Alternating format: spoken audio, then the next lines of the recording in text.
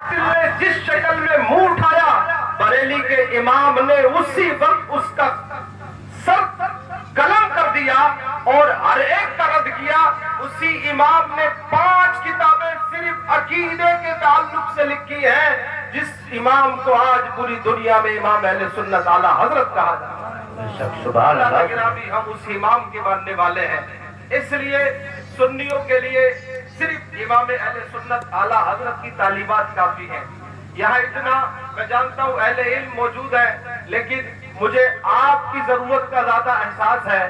یہ حضرات تو اپنی تشنگی بجھا سکتے ہیں کتابوں کے ذریعے سے لیکن مجھے معلوم ہے کہ آپ کے پاس زیادہ ٹائم نہیں ہے. آپ کو بہت آسان انداز میں اور آپ کی ضرورت کے مطابق اور وہ بھی آپ کے ماحول میں بتانے کی ضرورت ہے. اس لیے آئیے بابا سے بلند درود پاک پھر پڑھ لیجیے. اللہم صلی علی سیدنا مولانا محمد بارک وسلم صلاۃ و سلام علیک یا رسول اللہ صلی اللہ تعالی وسلم.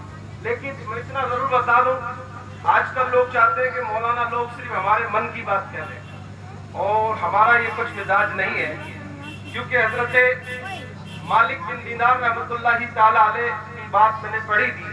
آپ راہ سے گزر رہے تھے, بڑے متقی اور بہت ہی نفس کو مارنے والے بزرگ تھے. کافی دنوں سے انجیر نہیں کھایا تھا. عرب میں انجیر بہت کھایا جاتا ہے. انجیر نہیں کھایا تھا. عرب میں انجیر آج بھی ٹوکریوں میں رکھ کے بیچا جاتا ہے. حضرت مالک بن دینار جب راستے سے گزرے تو انجیر بڑے تازے تازے رکھے ہوئے تھے. کھانے کو دل چاہا, نفس نے کہا کہ بھئی انجیر مل جائے تو آپ نے انجیر والے سے جا کے کہا کہ ٹھیک ہے بھئی مجھے انجیر دے دو. تو اس نے آپ نے درم نکال کے دیا تو اس نے آپ سے کہا کہ یہاں اتنے درم میں نہیں ملتا. اس نے جتنے آپ پاس پیسے تھے اتنے میں منع کر دیا اور اس سے زیادہ قیمت بتائی. تو آپ چل دیے, آگے بڑھ گئے. اتنی دیر میں ایک شخص نے پیچھے سے کہا کہ جانتا یہ کون ہے؟ مشہور زمانہ اللہ کے ولی حضرت مالک بن دینار ہے. تو اس دکاندار نے اپنے غلام کو حضرت مالک بن دینار کی بارگاہ میں بھیجا اور اس سے یہ کہا کہ اگر تو ان کو راضی کر کے لے آیا تو میں تجھے آزاد کر دوں گا. تو وہ حضرت مالک بن دینار کے پاس گیا اور ان کو بلا کر کے لایا اور ان سے کہنے لگا کہ حضرت آپ انجیر فری میں لے لیجیے. تو آپ نے اس وقت ایک جملہ فرمایا تھا انا لا ابیع دین بالتین ولا آکل التین الی یوم القیامہ. آپ نے فرمایا تھا کہ میں اپنے دین کو تین کے بدلے میں نہیں بیچتا اور اب تو میں تین کو قیامت تک نہیں کھاؤں گا. تین مانے انجیر. یعنی آپ نے یہ فرمایا تھا کہ میں اب تو مجھ سے کہہ رہا ہے کیونکہ میرے علم کو میری بزرگی کو اور ولایت کو جاننے کے بعد مجھے فری میں دے رہا ہے تو اب میں اسے نہیں لوں گا. یہ تھے اس زمانے کے علماء اور اولیاء. لوگ ان سے جو چاہتے تھے وہ نہیں کرتے تھے بلکہ یہ وہ کرتے تھے جو اللہ چاہتا تھا. آج الٹا ہو گیا ہے, ہم وہ کر رہے ہیں کہ جو لوگ چاہتے ہیں. اس لیے ان کی عزتیں تھی. اسی تعلق سے اعلیٰ حضرت کے بارے میں بھی آتا ہے کہ امام اہل سنت اعلیٰ حضرت رضی اللہ تعالیٰ نے تیلی سے تیل مانگا تو اس نے کہا کہ آپ نے کہا مجھے 1 روپے میں دے دو تو اس نے کہا نہیں میں 2 میں دوں گا. آپ نے نہیں لیا. آپ بھی آگے بڑھے تو کسی نے بتایا کہ یہ بریلی کے اعلیٰ حضرت ہیں, یہ بریلی کے اعلیٰ حضرت ہیں. تو اس نے کہا کہ اچھا اعلیٰ حضرت ہے تو کہا کہ ٹھیک ہے میں آپ کو اتنے میں ہی دے دے رہا ہوں جتنے میں آپ لینا چاہتے ہیں. آپ نے فرمایا نہیں, میں اپنے دین کے بدلے میں تیل نہیں لیتا ہوں بلکہ صاحب بھی تھے, فرمایا میں تجھ سے 2 میں ہی لوں گا. اور آپ نے 2 روپے اس کو دیے اور آپ نے تیل خریدا. اور اس کے بعد یہ فرمایا کہ جو لوگ اپنی دنیا کی خاطر اپنے دین کا سودا کرتے وہ کبھی دین کا کام نہیں کر سکتے. حضرات گرامی مجھے بتانا یہاں پر یہی ہے کہ اپنی مرضی کی چیزیں مت چاہو بلکہ وہ چاہو جو خدا چاہتا ہے. اللہ فرماتا ما تشاءون الا ان یشاء اللہ, جو تم چاہتے ہو وہ نہیں ہوتا مگر وہ ہوتا ہے جو اللہ چاہتا ہے. جو تم چاہتے ہو وہ نہیں ہوتا ہے مگر وہ ہوتا ہے جو اللہ چاہتا ہے. آج ہم نے اپنی خواہشوں کو اپنے اوپر مسلط کر لیا ہے, اپنے رب کی خواہش اپنے رب کی منشا کو نہیں لیا ہے. جن لوگوں نے اللہ کی مرضی کو اپنے اوپر لے لیا ہے اور جو چاہتے ہیں کہ اللہ کی مرضی کے کام ہو تو پھر دنیا میں ان کی شان ہی نرالی ہوتی ہے. پھر جب وہ دیکھتے ہیں تو وہ ہو جاتا ہے. جو کہتے ہیں رب وہ کر دیتا ہے. جب وہ رب سے ڈرتے ہیں تو اللہ تعالیٰ ان کی مرضی کے مطابق کر دیتا ہے. آپ کتابوں کو اٹھا کر کے دیکھ لو, جنہوں نے اپنے آپ کو اپنے رب کے حوالے کر دیا ہے. قرآن کریم میں اللہ فرماتا ہے وَأَمَّا مَنْ خَافَ مَقَامَ رَبِّهِ وَنَهَى النَّفْسَ عَنِ الْهَوَىٰ فَإِنَّ الْجَنَّةَ هِيَ الْمَأْوَىٰ. اور اللہ فرماتا ہے کہ جو اپنے رب کی بارگاہ میں کھڑے ہونے سے ڈرا اور اپنے نفس کو خواہش سے روکا تو اس کا ٹھکانہ تو جنت ہی ہے. حضرات گرامی, آج ہم نے اپنی خواہش کا اپنے آپ کو پابند کر لیا ہے, اور جب تک ہم اپنی خواہشوں کے پابند رہیں گے نہ دنیا میں کامیاب ہو سکتے ہیں نہ آخرت میں کامیاب ہو سکتے ہیں. اس لیے کامیابی کا پہلا زینہ یہ ہے کہ اپنی خواہش کو بھی اپنے رب کے حوالے کرو. بات سمجھ رہے ہو حضرات گرامی؟ اس لیے اپنی خواہشیں دوسروں میں مت تھوپو. ہر چیز میں اپنی خواہش, تقریر بھی ہو تو ہماری مرضی کے مطابق ہو, ہادیہ بھی ہو تو ہماری مرضی کے مطابق ہو, نعت بھی ہو تو ہماری مرضی کے مطابق ہو, تقریر بھی ہو تو ہماری مرضی کے مطابق ہو. سب کچھ اپنی مرضی کے مطابق لوگ کر رہے ہیں. یاد رکھیں مرضی آپ کی نہیں, مرضی اللہ کی ہے. یہ ارادہ کر لو کہ جو کچھ ہے وہ اللہ کے حوالے ہے. ہم اللہ کے بندے ہیں, ہم عاجز ہیں. وہ قادر ہے, وہ خالق ہے, وہ مالک ہے, وہ رزاق ہے. اسی کے سب دست قدرت میں سب کچھ ہے. ہم تو انسان ہیں. یہ دعوے تو نبیوں نے بھی نہیں کیے ہیں.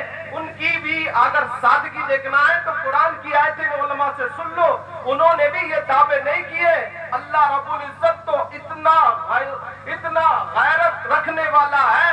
نبی پاک نے ایک موقع پہ فرمایا تھا میں تم میں سب سے بڑا غیرت مند ہوں, اللہ اغیر منی, اللہ مجھ سے بھی بڑا غیرت مند ہے.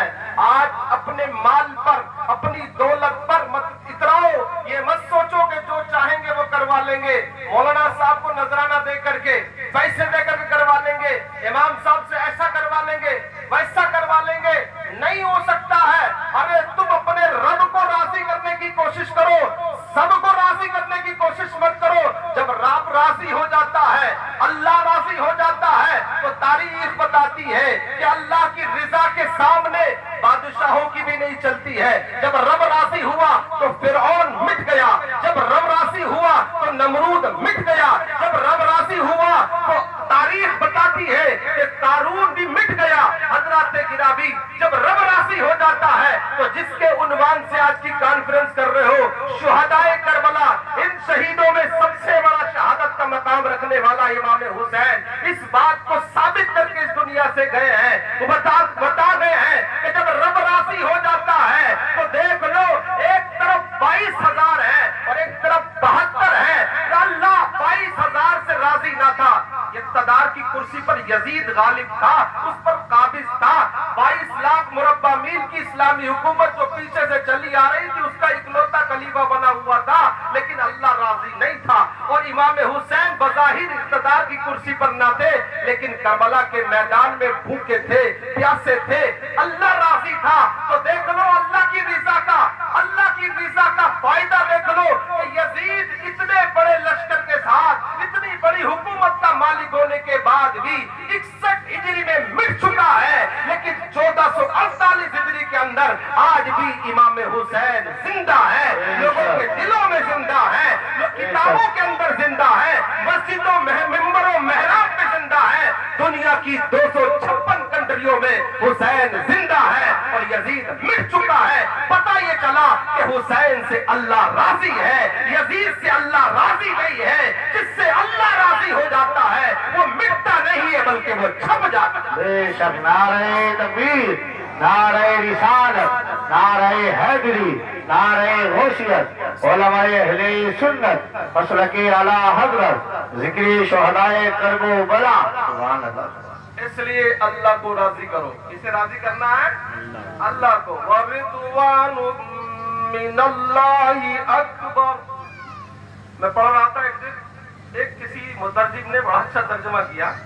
رضوان علماء جانتے ہیں صیغے کے اعتبار سے اس کا ترجمہ, وَرِضْوَانٌ مِّنَ اللَّهِ اکبر.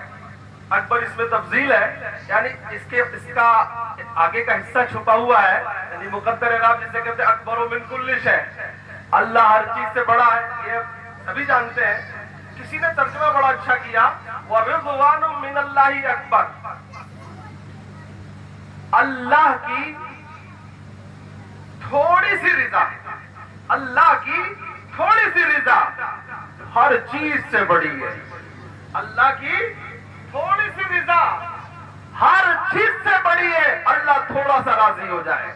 آج کل سوچتے ہو نا نیتا جی تھوڑے سے راضی ہو جائیں، پردھان صاحب تھوڑے سے راضی ہونے پٹا وٹا مل ہی جائے گا، گرام سبھا میں موقع لگی جائے گا، ابھی تو حالت یہاں تک قوم کی چلی گئی کہ سوچنے لگے شوچالیہ تو مل ہی جائے گا، یہ تک لوگ اس سوچے ہو گئی۔ لیکن اللہ اکبر، اگر ہم اس کو دوسرے اینگل سے دیکھتے ہیں، اپنے بڑوں کی طرف دیکھتے ہیں، تو حضرت بلال کو دیکھو، حضرت سہیب کو دیکھو، حضرت سلمان فارسی کو دیکھو، حضرت ابوبکر صدیق کو دیکھو، حضرت عثمان غنی کو دیکھو، حضرت عمر فاروق اعظم کو دیکھو، حضرت علی مرتضیٰ کو دیکھو، ان کا حال تو یہ تھا کہ یہ چاہتے تھے کہ اللہ تھوڑا سا راضی ہو جائے، جب اللہ راضی ہو جاتا ہے تو سب کچھ ہمارا ہو جاتا ہے، کیونکہ اللہ کی رضا سے کوئی بڑی چیز ہے ہی۔ تو کیا کرنا ہے؟ اللہ کو راضی کرنا ہے، تھوڑا سا اللہ کو راضی کرنا ہے۔ میں تھوڑا سا اس لیے کہہ رہا ہوں کہ بہت بڑا کہوں گا تو آپ لوگ شاید سوچیں گے بہت مشکل ہے، آج کل یہ بھی ہو گیا ہے کہ چیزوں کو بہت مشکل کر کے پیش کیا جا رہا ہے۔ کمال کا درجہ تو یہ ہے کہ چیزوں کو آسان کر دیا جائے۔ میرے بھائیوں، چاروں طرف مت بھاگو، اللہ کی طرف بھاگو۔ اللہ فرماتا فَفِرُّوا إِلَى اللَّهِ، اللہ کی طرف بھاگو۔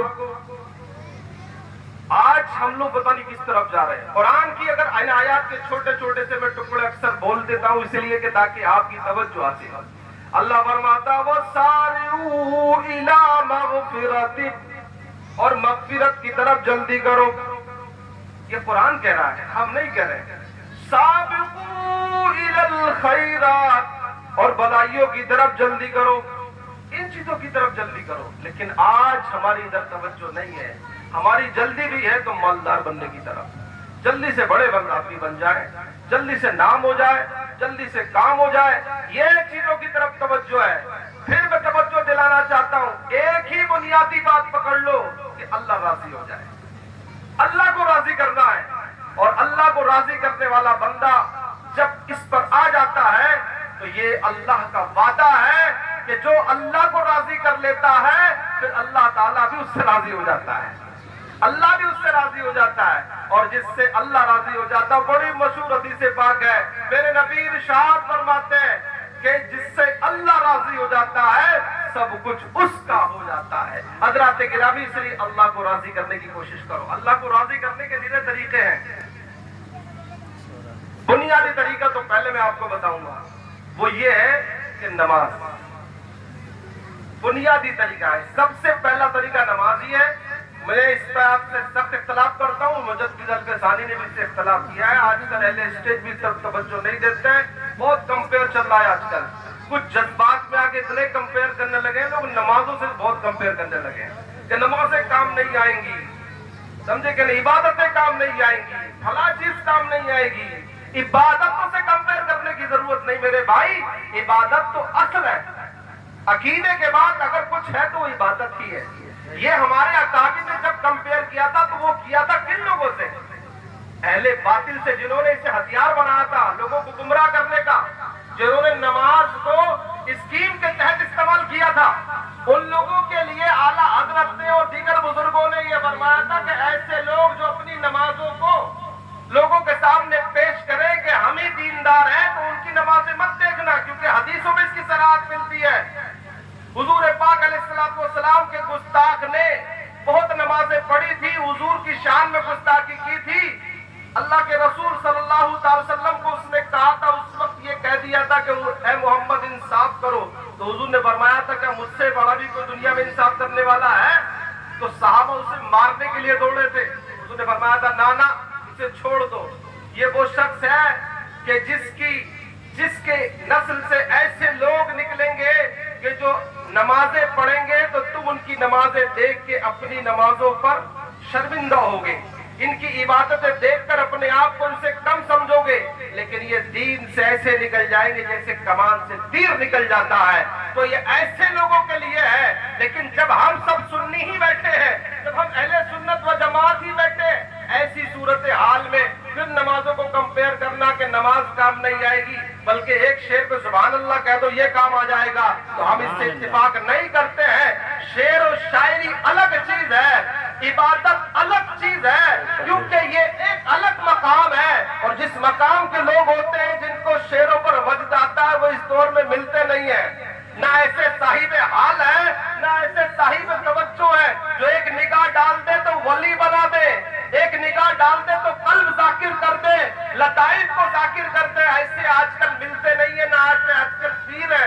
हजरत गिरामी, आज के इस दौर में तो मैं ये समझता हूँ कि अकीदे अहले सुन्नत की पाबंदी के बाद, अकीदे अहले सुन्नत का हामिल होने के बाद अगर इस दौर में कोई शख्स नमाजी है तो वो इस वक्त सबसे बेहतर इंसान है।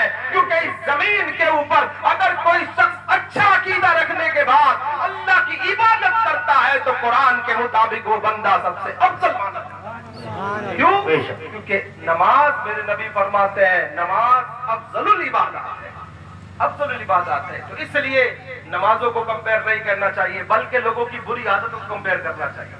ये भी आजकल बहुत चल रहा है, नेट पर चलता रहता है, इस तरह की बातों से गुरेज करना चाहिए।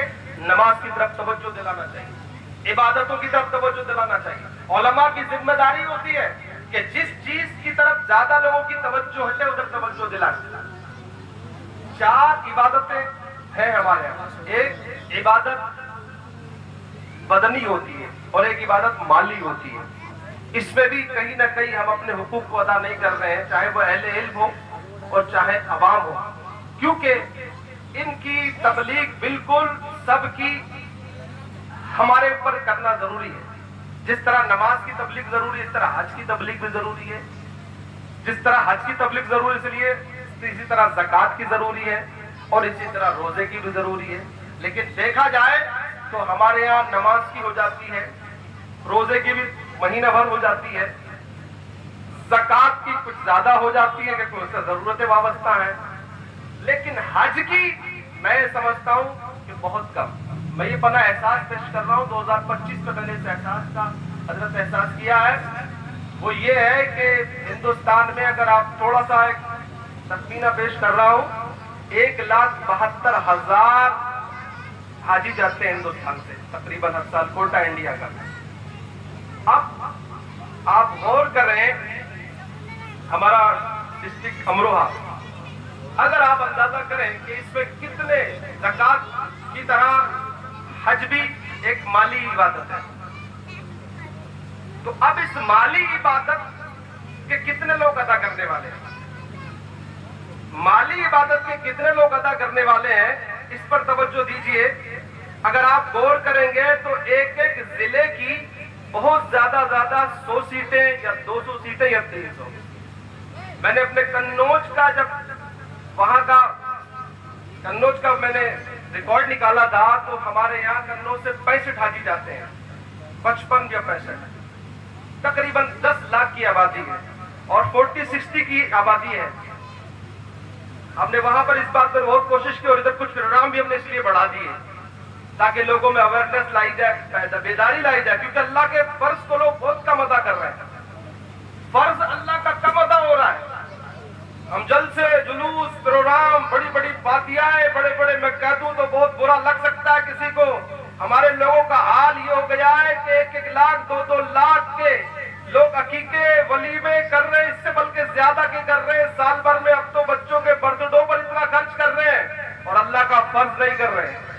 हज फर्ज है, हज फर्ज है, मन इस्तता इलैहि सबीला।